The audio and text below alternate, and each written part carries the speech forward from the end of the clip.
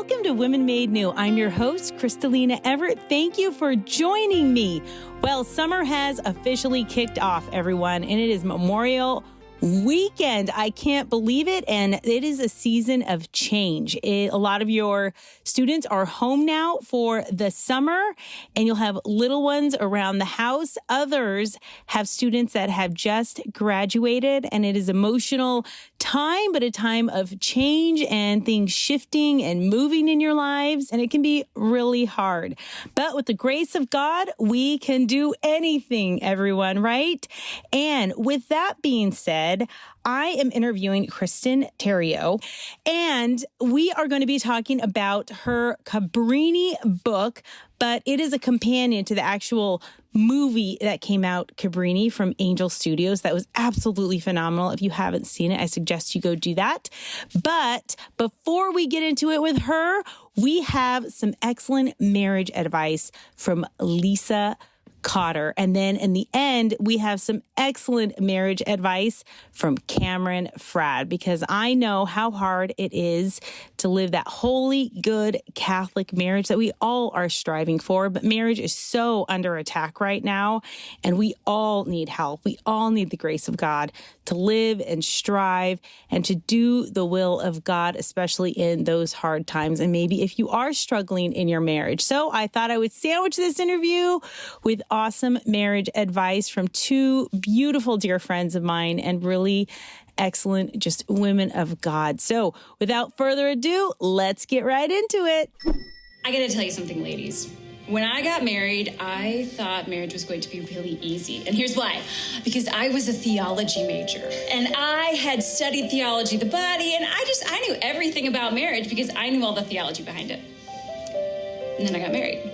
And it was not quite what I was expecting. Yes, there was grace, there was love, it was fun and exciting, but there was hard stuff going on.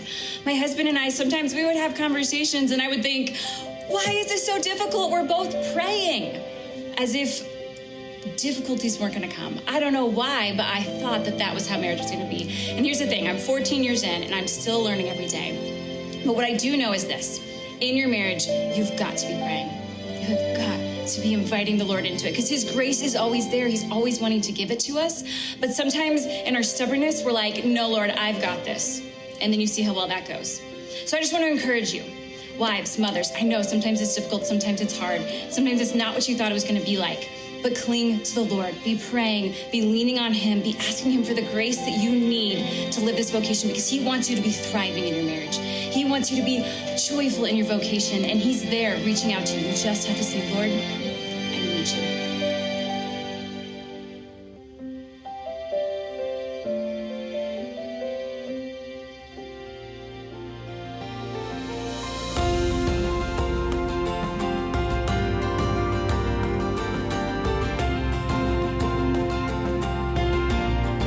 Welcome to Women Made New. I'm your host, Crystalina Evert. Thank you for joining me. Today, we have Kristen Theriault. Thank you for being here, Kristen.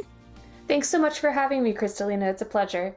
I wanted to interview Kristen here because she came out with the companion to the Mother Cabrini movie, which I am a serious fan of. I love it, love it, love it. And if you have not seen it, it is streaming now, so you can watch it in the comfort of your own home.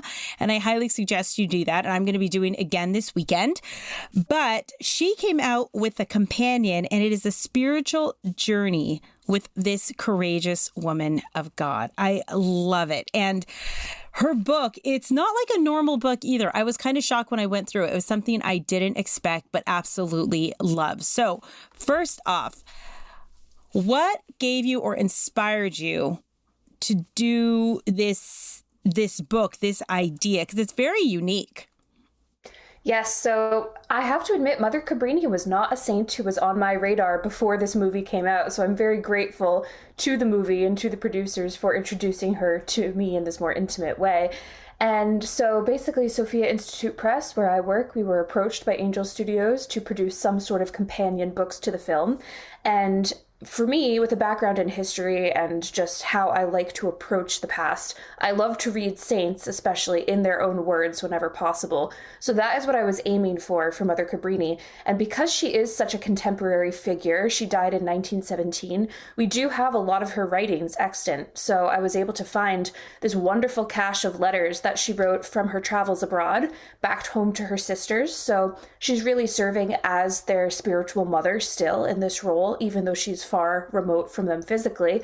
And they were just a treasure trove of spiritual nuggets. So I went through all of them and extracted from amidst the menus on the ocean liners and all of the other day-to-day things that she was recording almost as a diary, some of these more spiritual nuggets that I think would be very helpful and very universal to those who want to get to know her and the themes that really guided her life.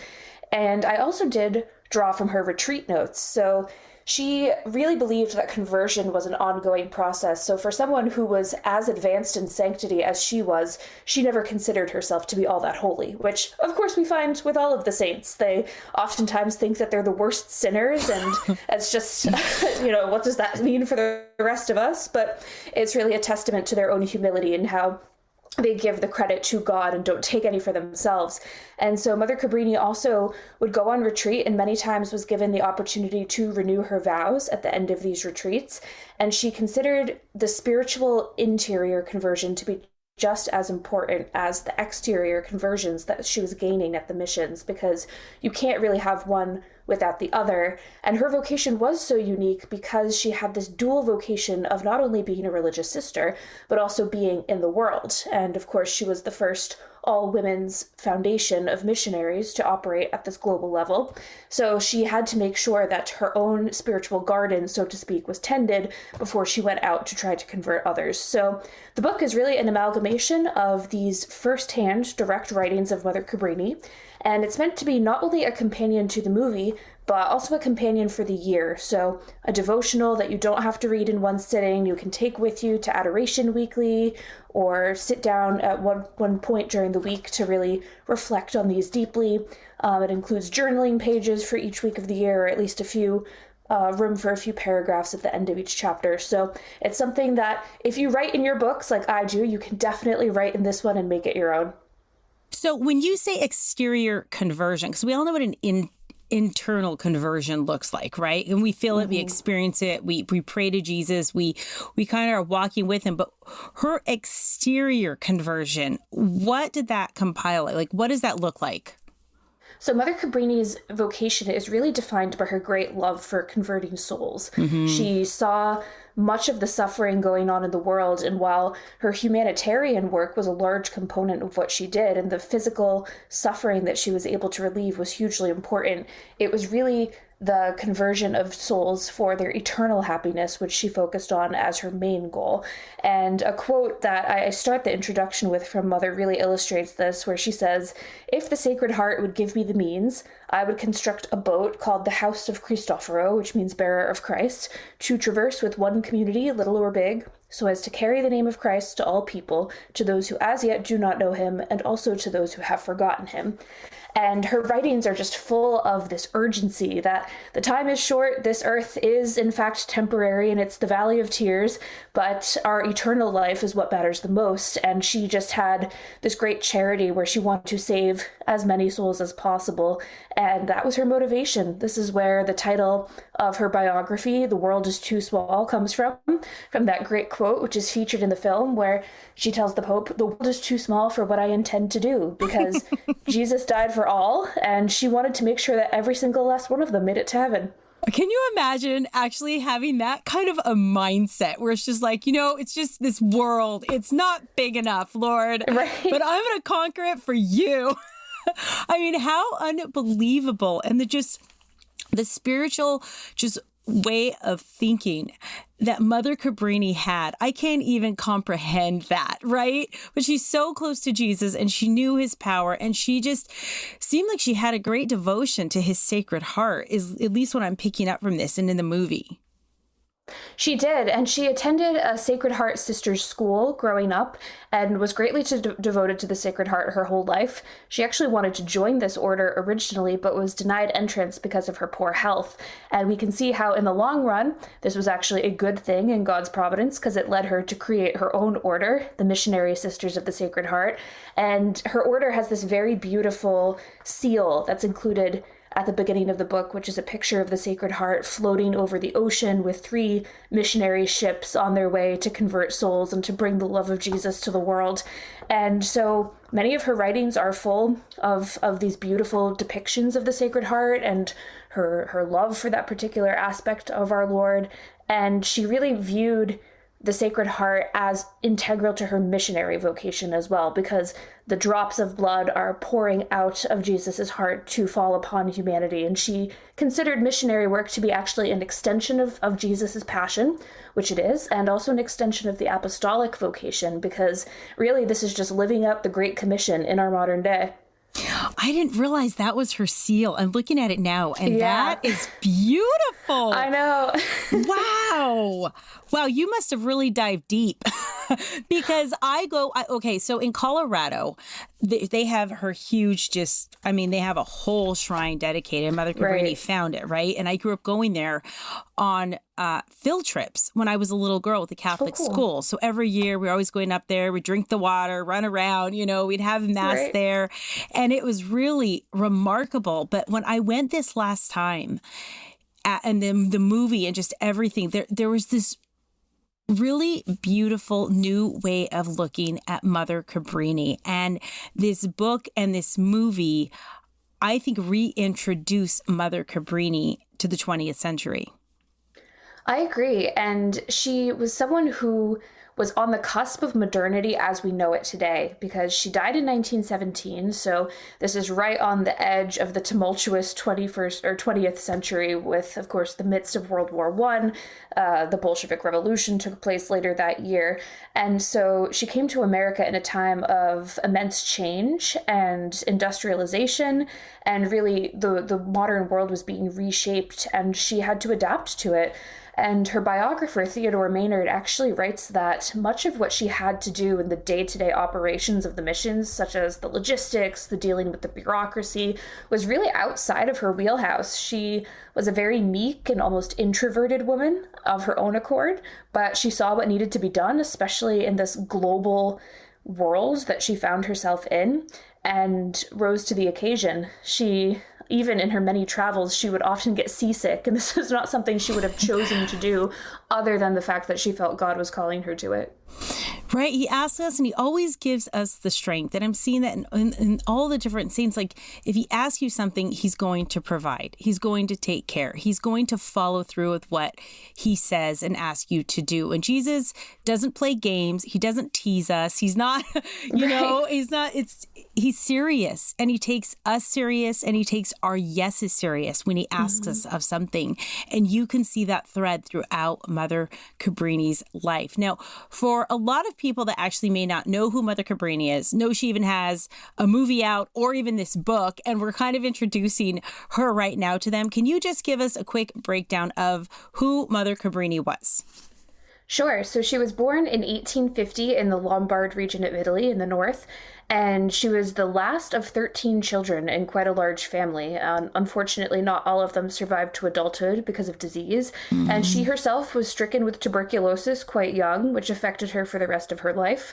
There's also this really beautiful story from her childhood where she would go to visit her uncle in a neighboring town who was a priest and would play at the river there. And I think this is depicted in the early scenes of the movie as well, where she would construct these little paper boats and put flowers in them and pretend that she was sending missionaries off to the world, which is just so cute. And we can see, as you were saying, Jesus won't be coy or silent about what your vocation is, and this desire was planted in her heart from a very young age. So this just, I think, is really helpful for those who are either trying to determine their vocation or what to take the next steps, which way, is that you will want to do whatever it is, because Mother Cabrini had this great desire and she overcame so many barriers to get to her actual vocation. So From that point forward, she tried to join many or a few orders, and she was denied, as we said, because of her health. And eventually she went on to found the Missionary Sisters of the Sacred Heart.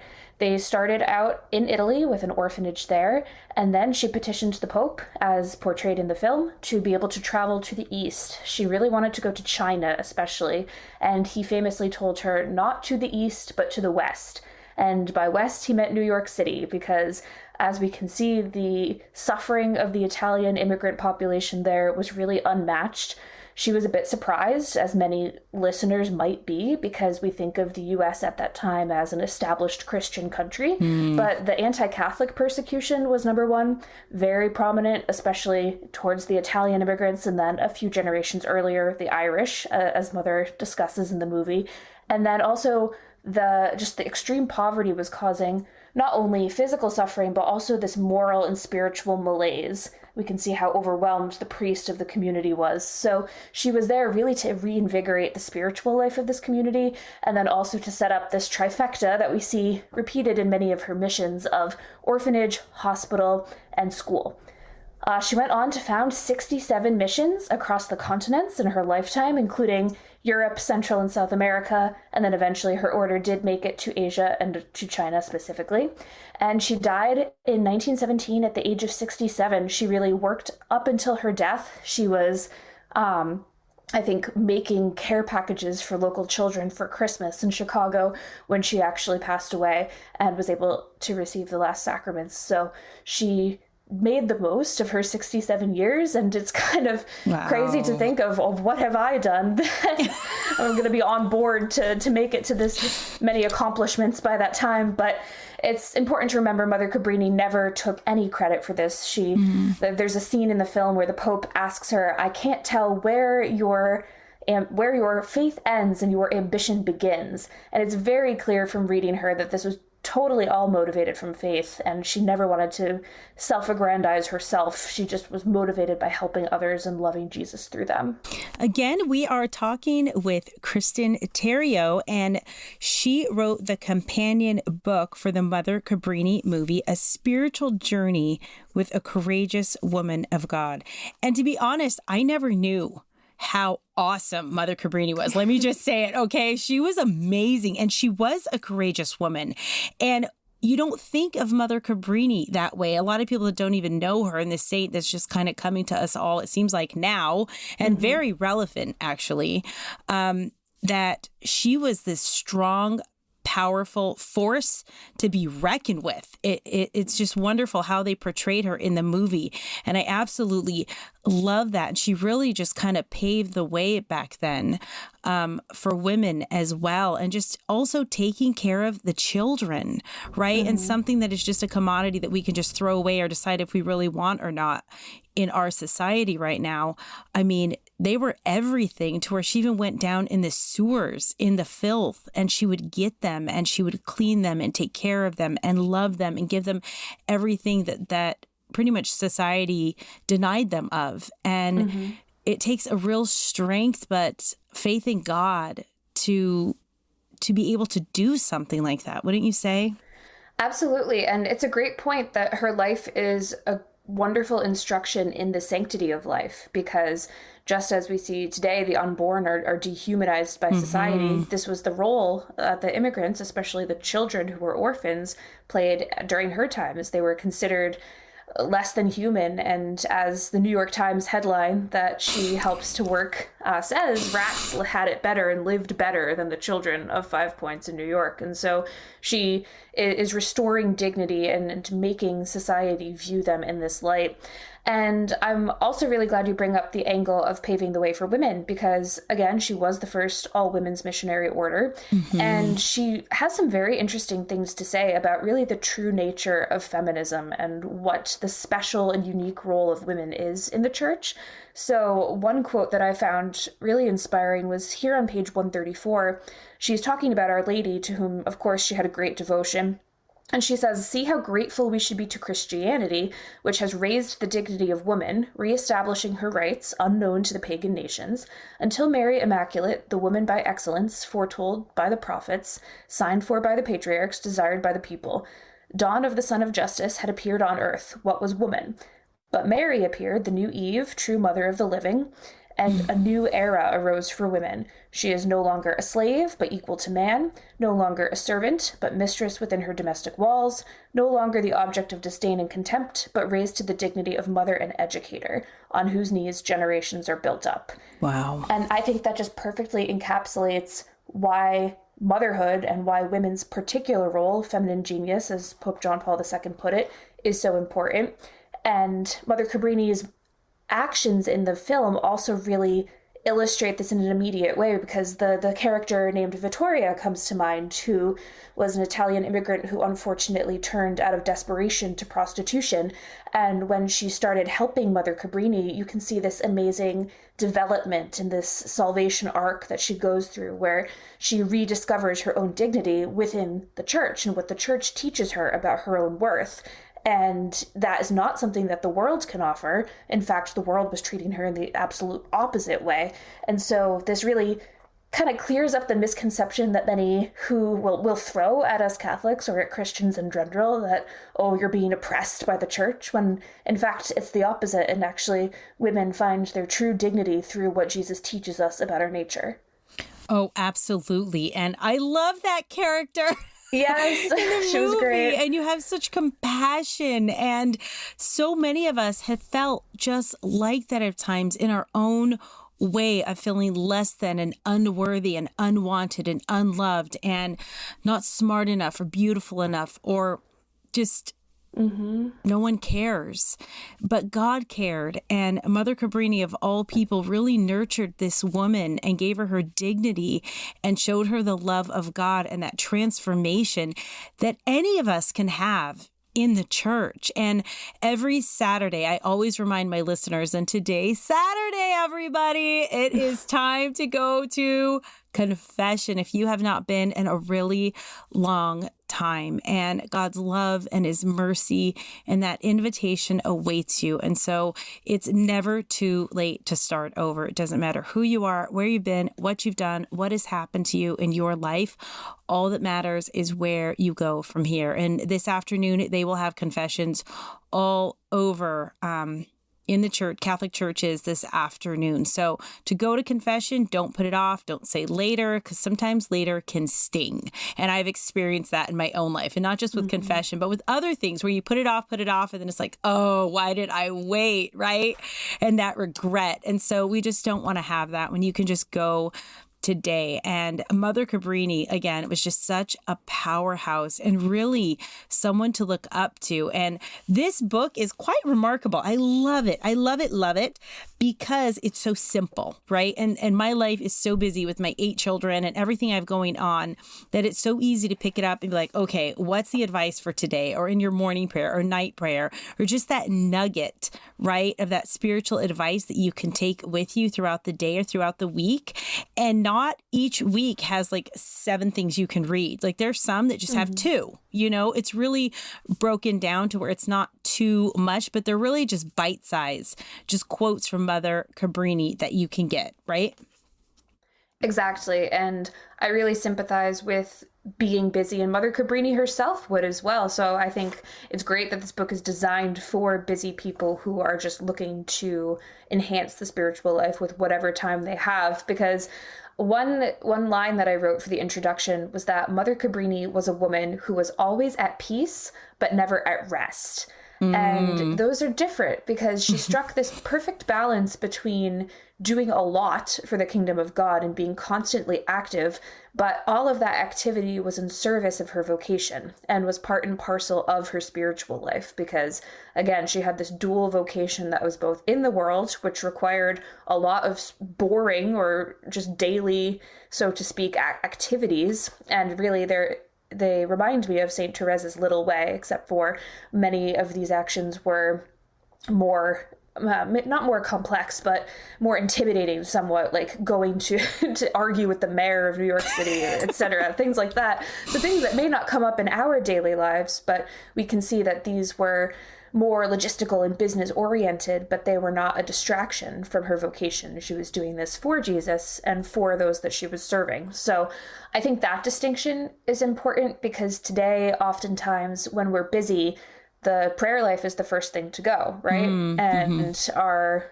going to confession or making time for the sacraments. And for Mother Cabrini, she was busy, but this was something that she was able to use to feed into the other aspect of her vocation. And so when we are taking on more than we think that we can, I think it's just a good reminder to kind of evaluate that in light of what our ultimate vocation is. And is this serving my spiritual life, or is this something that's truly necessary? And what is really the nature of this activity?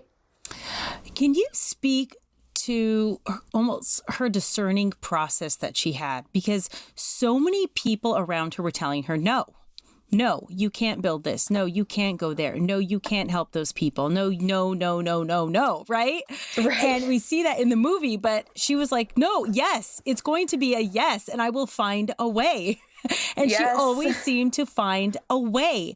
But there had to be some sort of like really true discernment in the will of God, and knowing it without a shadow of a doubt that she bulldozed almost her way through those obstacles, knowing God is going to make a way, not me, but God is, because I know this is his will. That's a great point. And I think it ultimately comes down to that deep, almost childlike trust in God that she had. So there's one chapter I include on her thoughts on faith and trust. And on page 175, she says, "Let us have confidence, dear daughters, unlimited confidence. And like brave champions, we shall weaken the strength of the enemy and conquer him and make everything rebound to the glory of God." And she took that into her daily life. And her tenacity is really something that's admirable, because I am not someone who is naturally like this. And her ability to just not take no for an answer and trust that God would find a way is something that she had to work at, but she certainly mastered.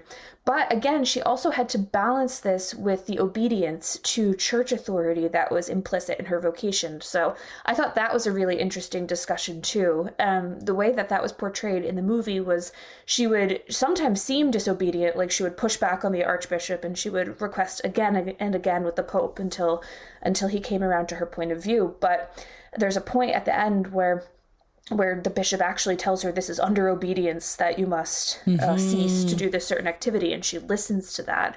And she knows that if it's through the structures that God has set up in his church, and especially within her religious order and vocation, that must be the rejection is redirection, as we say in our modern parlance. And so we see that ultimately she does prevail, and her way of thinking is often in line with what God had planned for her life. And we can just see that because of the fruits of what she was able to accomplish, that God rewarded her throughout these struggles with success, even measured in the worldly scale.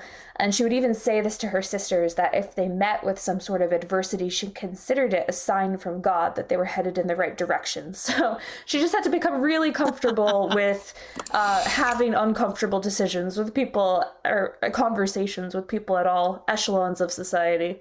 It's so true. Is that not the truth, though? As it gets hard, but you know you're going the right way, or you wouldn't have those obstacles. And I know we've all experienced that in different forms in our lives. And I want you to say that again. Objection is redirection. Is that what you just said? Oh, rejection is redirection. Okay. I can't take credit for that. I saw it probably online somewhere, but it really stuck with me. No, it does. And that's why I wanted it repeated, because people don't realize. And also our obedience is going to be tested at times when God is asking us to do something. And he wants to see, are you going to be obedient to my will? Even if it may not be exactly what it is you want it to be, because our obedience is crucial. And Jesus' obedience was crucial to our salvation. And it's serious and it holds weight, and people don't realize. And sometimes we're being tested in that. And we have to question our motives sometimes and why we're really doing this. And God has us do that as well. And so that moment in the movie was so pivotal, because she had so much going on and she just had to drop it and leave. because he said so. And that was the end. But God was with her and she came back, but even stronger, right? And sometimes we need to go and we need to gather our strength. And God knows what we need in those moments, even if it's not necessarily what we want. And she was an excellent example of all of those things. Now, we are going to take a quick break with our friends over at EWTN, but we will be right back with Kristen. So stay tuned.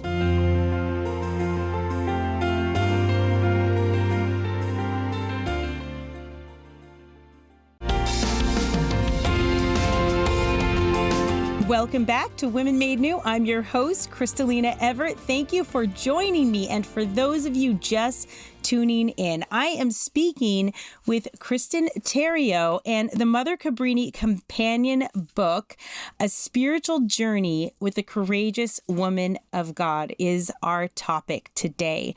And Kristen is the author of that. And there was a foreword by Emily Wilson. And then I wrote an afterword at the end of the book. But the movie itself, I just saw changing hearts and lives of women and who gravitated towards Mother Cabrini after seeing it and got to see the church and women in a completely different light after seeing that. Did you see that as well?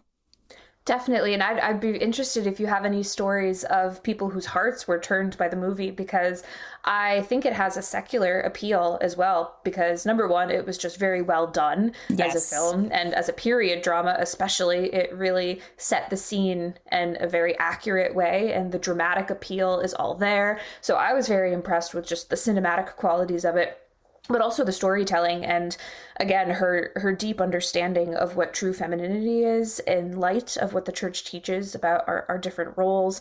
And I think from what I've seen, I've only really talked to friends who have seen it who were already Catholic, but they've developed a deeper understanding of not only Mother Cabrini's role, but what that means for their particular roles as women. But I would love to find out if this has had any sort of conversion potential, which I'm sure it has. Well, one woman came out of the movie theater because I took a group of women, right? Like, I think there were 30 women, and we all went to a ladies' night, and we saw the Cabrini movie. It was so fun, right? It was so much fun. Yeah. And then afterwards, I was just asking them, and we were talking, and we're hanging out by this fire, and one of them said, Crystalina, I didn't realize that women aren't oppressed in our church. They're actually, God makes you powerful. And you could just see this light bulb kind of going off in her head, right? You could just see her kind of like looking at things just a little differently. And I know she was just diving into Mother Cabrini's story, and it kind of just changed her outlook, which was really beautiful. But then there was another woman who was actually an immigrant, and she came to this country. She was from Ireland. And she said throughout the movie, it just brought tears to her eyes because she so could relate to so many different things that were happening in the movie. Yeah. And then also that courage that Mother Cabrini had to have, right?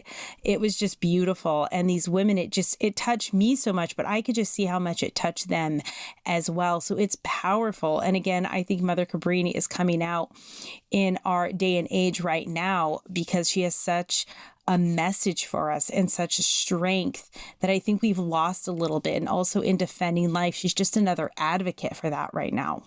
Absolutely. Well, that's such beautiful testimonies. And I would say for anyone who struggles with this misconception of the church oppressing women, just read any of the lives of the female saints, because most of them were powerhouses in one way or another. And I am really devoted to many of the Roman martyrs, particularly. And St. Catherine of Alexandria is another one whose story, I mean, she was a scholar. She would debate. It was something like 40 pagan philosophers at once, who were probably all men. And, wow. And then was martyred, which is not easy. No. And so Mother Cabrini really brings that charism into the modern day, which of course for us is going to look different, because I love the stories of the Roman martyrs, but their lives are sometimes not as relatable.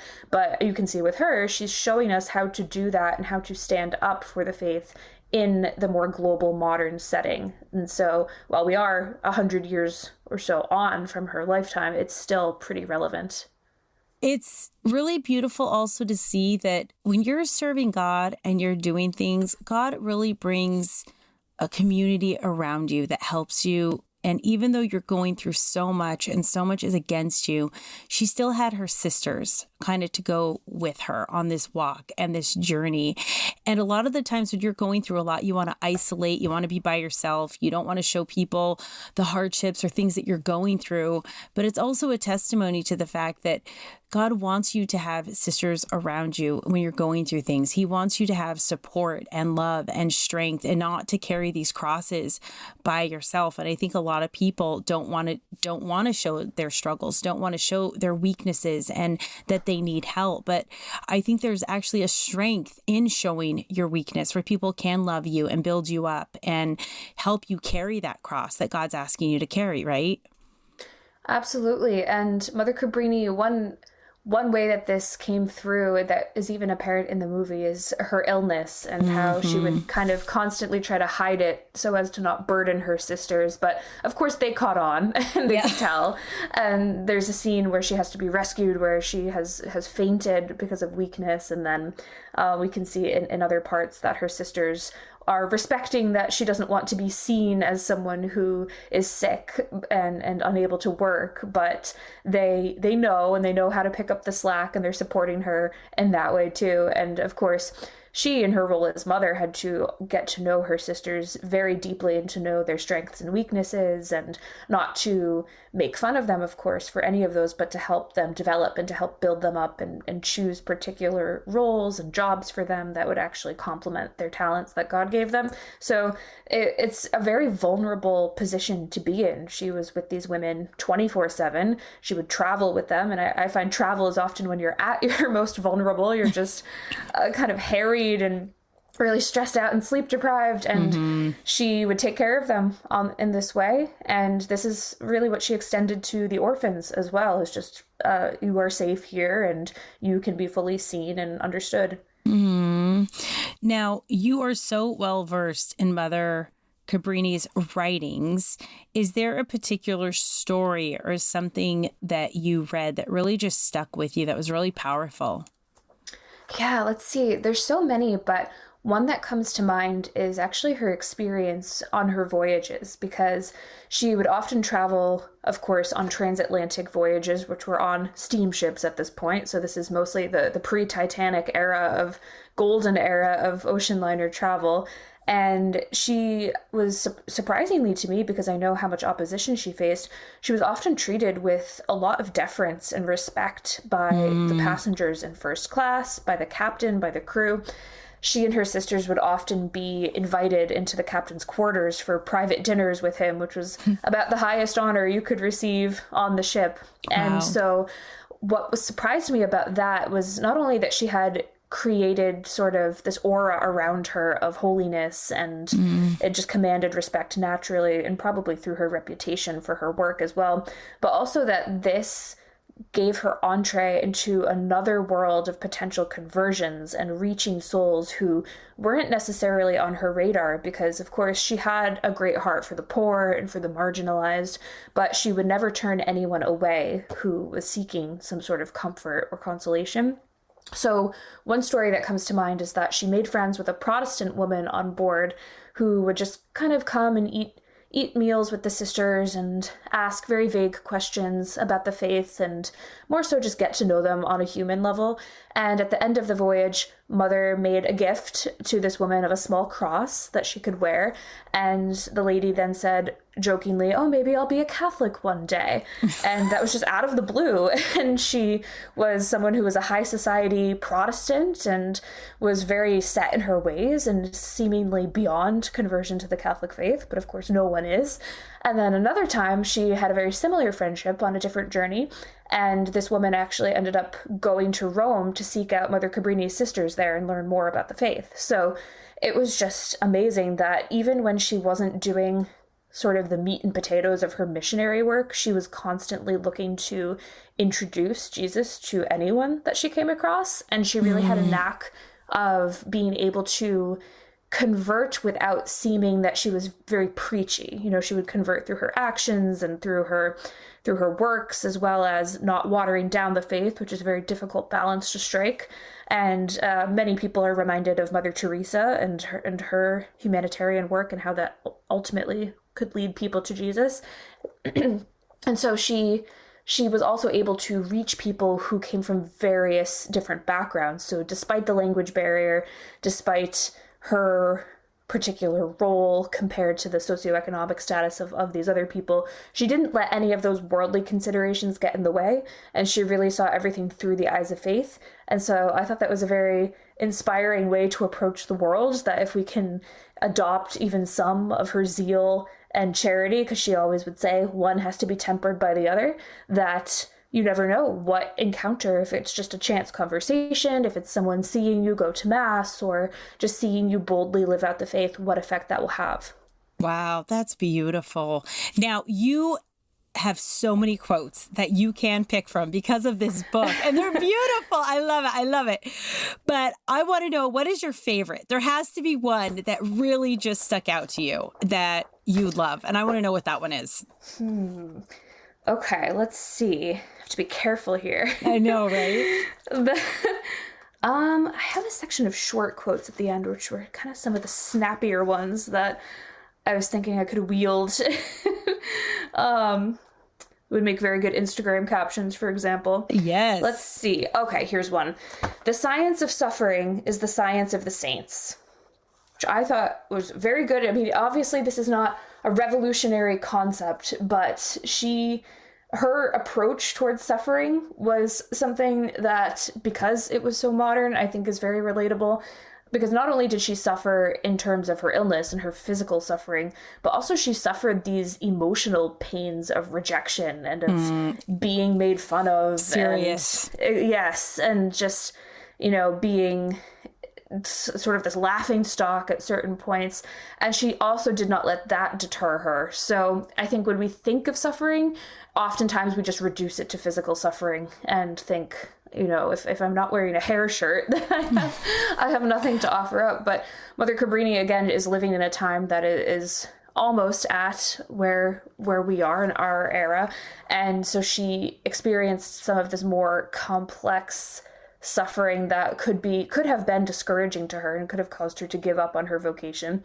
But she had the same attitude that all the saints have ultimately had towards suffering, in that she welcomed it. She got to that point where she was able to welcome it, which is easier said than done. But she was someone who despite the obstacles that it brought, was able to eventually think of suffering the way Jesus did, and to see it as an extension of his own suffering. So that was one that stuck with me.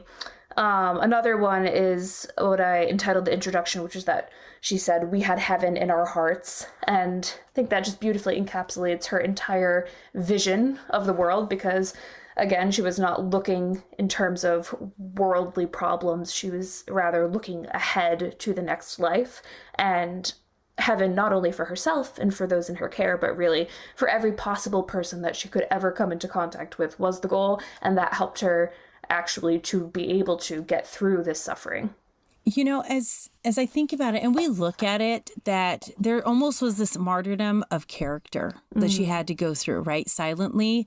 But if we really look back at Jesus' life, there was almost this, that where it started was this crucifixion of his character in the public square, right? Yep. There really was. And then it kind of led him all the way to the real crucifixion. But it really started in crucifying his character and people putting doubts in their mind and making fun of him, calling a crazy man. And they called her crazy too, right? Yep. And she's no different. And we are no different than Jesus. And unfortunately, it seems like the more I dive into the saints, okay, it freaks me out. I'm not going to lie, on this ABC level of and my own weakness, that like really the saints, the way of life was suffering. That was and is their way of life. It just was integrated so deeply in the essence of who they were, was this suffering and offering it up to Jesus and the Father and the Holy Trinity. It just, they were one in their suffering. And it doesn't seem like there is a way around it. You go through it. Right? Yeah, it's such a great point that when we look carefully at Jesus's life, of course, he underwent the same type of ultimate emotional suffering. So the agony in the garden, one example of how he wept not only over the pain he would experience, but of the souls who would still be lost and how that pained him. And I always think of when the chief priests would accuse him of blasphemy and how painful that must have been, because of course he knew he was right and that he was God, and he had known each of these priests from the moment they were conceived. And of course here they are rejecting him despite all of the foretellings of the prophets and his teachings, and how we can never experience that level of emotional pain because no matter what we go through, but we have some inkling of what it might have felt like. And yeah, this is a new dimension to suffering, but it's one that is more common, I would say, in most of our lives. Beautifully said. That was well done. Now, if you could say anything as we wrap up here to women listening right now, and any advice that you could give them, what would that be? I would say that only you and God know what is planned for your life. That today because the world is so divisive, many people are tempted to side with a camp. And on the right, you have this weird manosphere sometimes that enters and is just incredibly demeaning and really confusing for women. And then, of course, on the left, we have all the problems of the modern world and the dissolution of what gender means, and of course the promotion of the culture of death. But really, God's plan for you is not to join a camp or to act in a political way necessarily, but it's rather to live out your femininity in the specific way that he has planned for you. And Mother Cabrini's life looked very different than other saints. So her life was not contemplative, it was in the world. She differs greatly from other saints who are equally inspiring in their own ways. But this is the beautiful thing about the saints that speaks to what all of our souls are created in, which is our absolute uniqueness. She was unrepeatable, and so are you. And so many people look at Mother Cabrini and are inspired, but others look at her and are intimidated because they think, I could never do that. I could never pull that off. And I love it. We don't have to be another Mother Cabrini. You can be whoever you are, because your vocation, even if it does turn out to be very similar to hers, will be just different enough that it is uniquely your own. So that's what I would say, is don't look outward or to the culture or to those who even claim to be representing what the church teaches in terms of finding your own dignity, but look within and look to the examples of the saints, and God will show you the way. Well said. Yes, that is what I was looking for. That is Sweet. Beautiful. Beautiful. That is perfect. If people want to know a bit more about you, or they would like to get this book, where can they find that? So best place to go is to the sophiainstitute.com website, where this book, the biography of Mother Cabrini, and also a children's book about her are available. And then keep an eye probably there for my own work. My other book, When the Sickle Swings, is also available at sophiainstitute.com. And we'll see what my next project is. Well, I'm excited, whatever it is. And please let me know. I would love to know over here at Women Made New, and everything that you're doing. Just God bless you. And thank you for writing this book and even further introducing this beautiful, powerful saint to all of us who need her message right now, I would say. So thank you for everything that you do. Oh, thank you so much. God bless.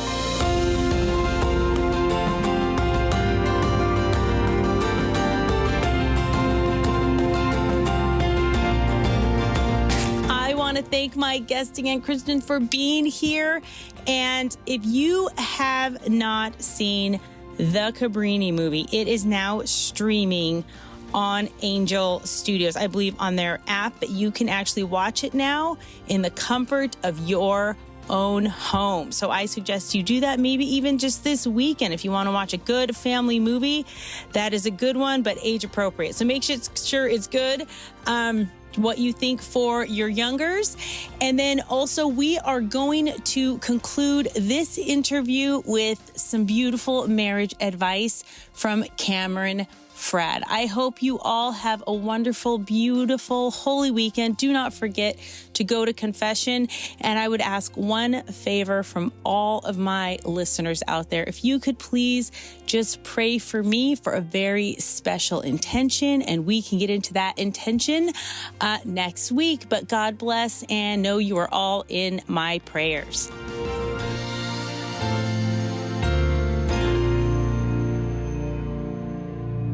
Okay, so you're married. Congratulations, yay! Have you arrived at holiness yet?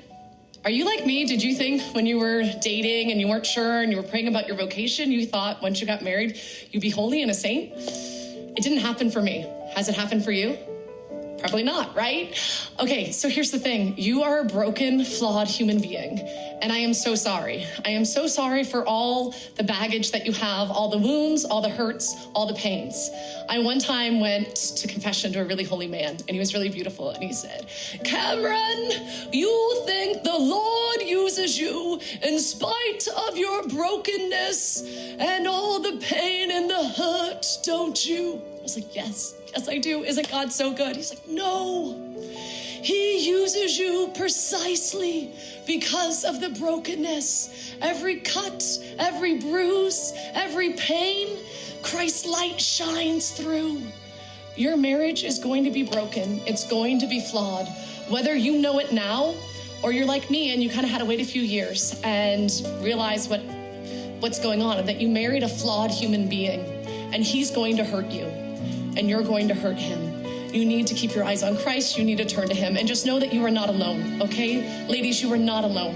I am a broken wife and I have a broken husband. And somehow, by God's grace, he lets us be part of a full family. And we have amazing, beautiful children. And you can have it too, but you need to not think, the Lord did not say, be holy as Instagram. Be holy like your Instagram friend. No, he said you need to be holy and perfect like your Heavenly Father. By God's grace, you can do this, but it's not by being the woman beside you. It's not by being me or Crystalina. It's by you being you. So keep your eyes on Christ. Set the world ablaze by being the woman that God created you to be, okay? St. Catherine of Siena tells us this. The little flower tells us, if every little flower wanted to be a rose, spring wouldn't be so sweet.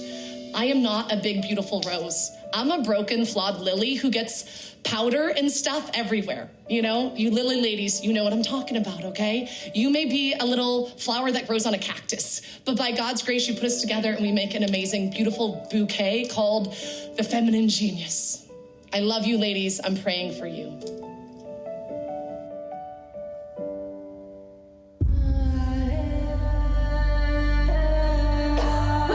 I was told that you were rejected by 3 different orders, each time for weakness of constitution. Your Holiness, we can serve our weakness or we can serve our purpose, not both. My sisters, if we are to build an empire of hope, it seems we must first conquer New York. Filthy Dagos. They just keep coming. Mio papà si è suicidato e mia mamma è morta di tifo. In America, the greatest nation on earth, rats have it better than the children of 5 points. It's not safe. Not for you. Be careful. This place will eat you alive. Doctors tell me 5 years. 5 would be a miracle. In that case, I should get to work. I need an orphanage with more room, where my children can be children. I'd like you to keep your crime and your filth out of this neighborhood. The mayor will find a way to get you out. You have an election coming up, do you not? I believe I'm being threatened by a nun. You have swatted the hornet's nest. Get out, Dagos! Go! I built the best hospital for your people and for mine. We have to show America we are all people of dignity. This project is overly ambitious, perhaps unrealistic. We are old, or we die. This is how I learned to live in America. Cabrini, you would have made an excellent man.